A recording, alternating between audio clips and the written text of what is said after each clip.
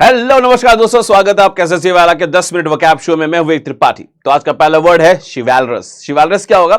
अगर कभी भगवान न करे दुर्घटना हो जाती है, कोई बैलेंस बिगड़ गया और कोई लड़का अगर बाइक से गिर जाए तो कोई उसको उठाने नहीं आता, उल्टा बोले अच्छा हुआ ससुर, इतना रफ चलाते हैं लड़के, बढ़िया हुआ। लेकिन अगर यही कोई देवी जी है सुंदर सी, अगर उनका बैलेंस बिगड़ गया, ओ माय गॉड, गिर गए, सब हर हर हर हर हर हर हर दौड़ के चले जाते हैं। ठीक है ना? या तो कोई बुजुर्ग व्यक्ति, क्या हुआ, ज्यादा लगी तो नहीं बेटा, और लड़के को कोई पूछता नहीं है।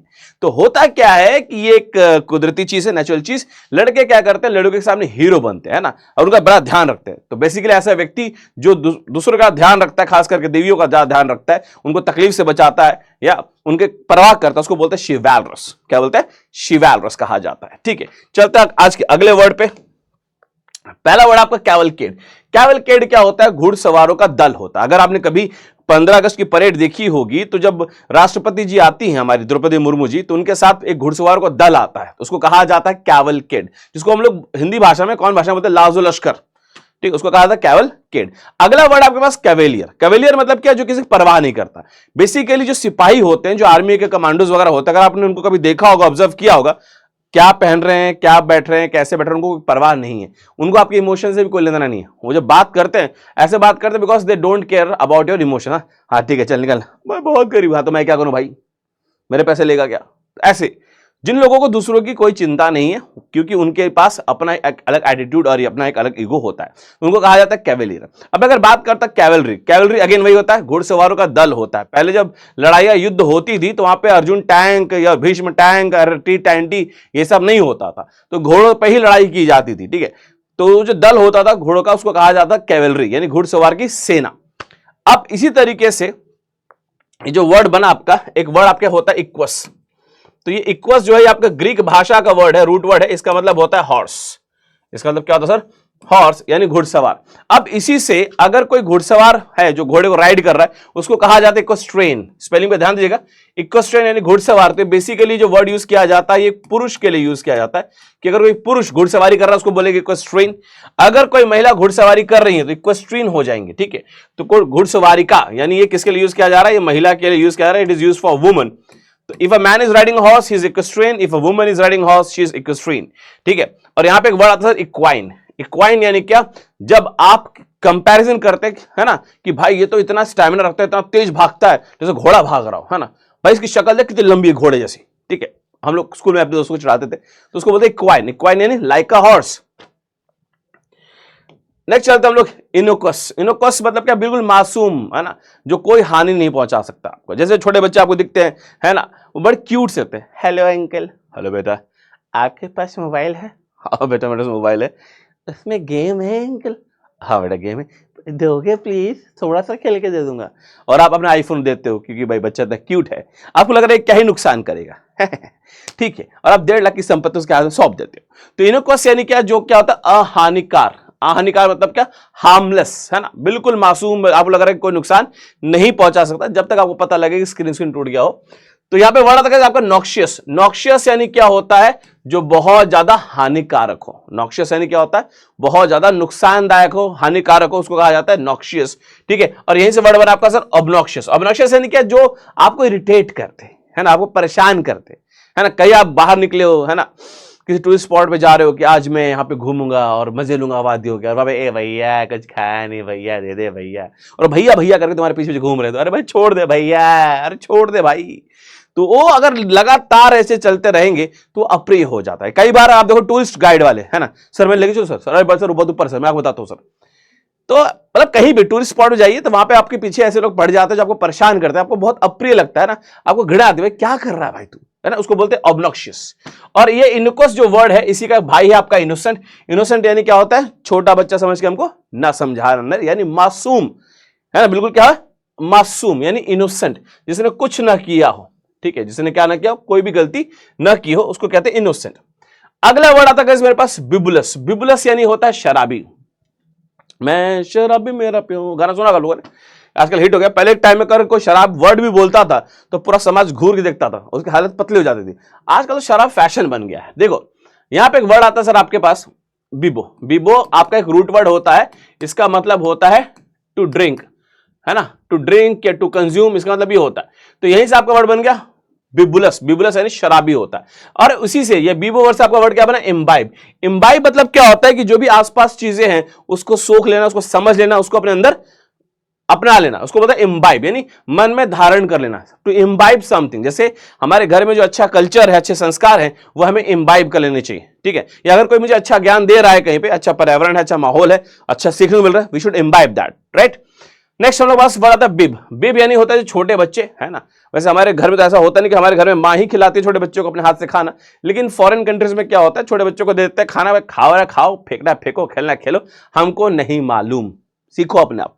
तो छोटा बच्चा खुद देख रहा था क्या करना है, इसका खाना है कि फेंकना है, दा तो उसके गले में एक कपड़ा बांधा जाता है कि कपड़े बाकी गंदे न हो, जो भी मुंह पे लगेगा या जो भी उसकी लार वगैरह बहेगी उस कपड़े में रह जाएगी, तो उसको कहा जाता है बिब। छोटा सा कपड़ा जो छोटे बच्चों के गले में बांधा जाता है, दैट इज कॉल्ड एज बिब। अब यहाँ पे एक और वर्ड आता है डिप्सो। डिप्सो भी जो वर्ड होता है, ये भी इसका मतलब भी क्या होता है, प्यास होता है।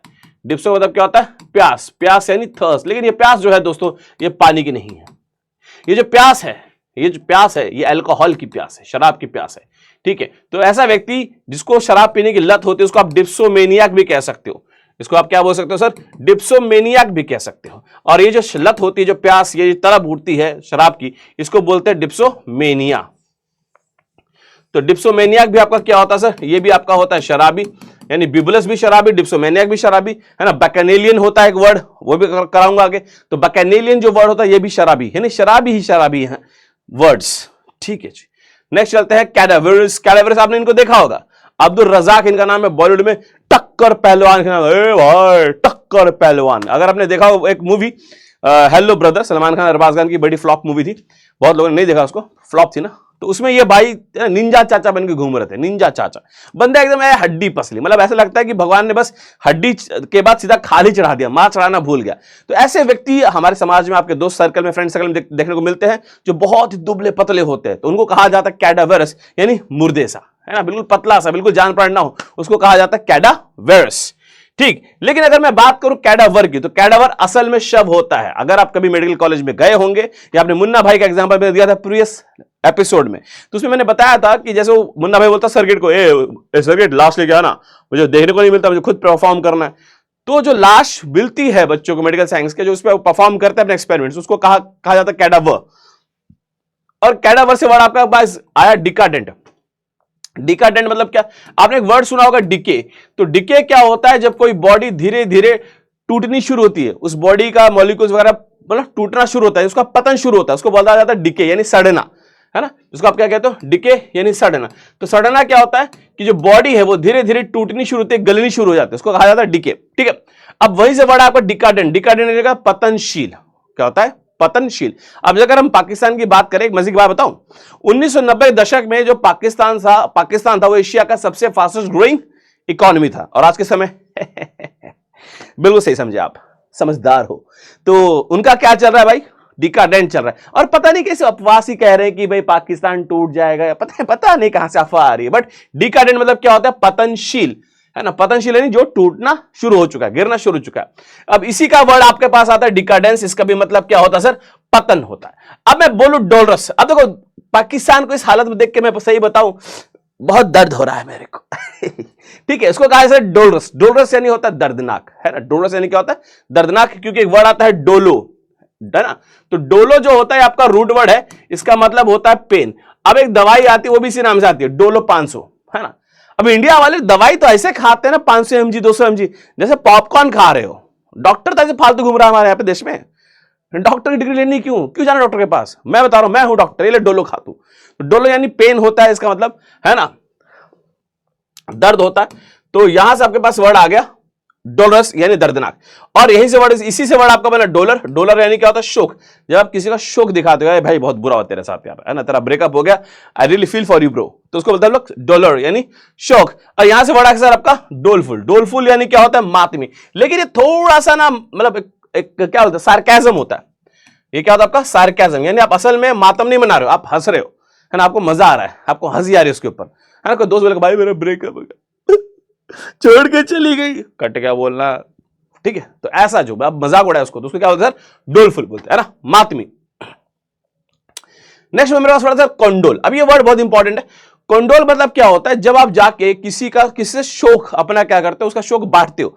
यानी अगर मैं बोलूं यहां पे वर्ड इसको यूज कर दूं, टू सिंपैथाइज, यहां पे मैं अगर वर्ड यूज कर देता हूं टू सिंपैथाइज, टू सिंपैथाइज का मतलब क्या है, किसी को सांत्वना दिखाना। और इस कंडोल से आपका वर्ड बनता है कंडोलेसेंस। कंडोलेसेंस जो है, कंडोल आपका वर्ब है ना, ये आपका वर्ब का काम करता है।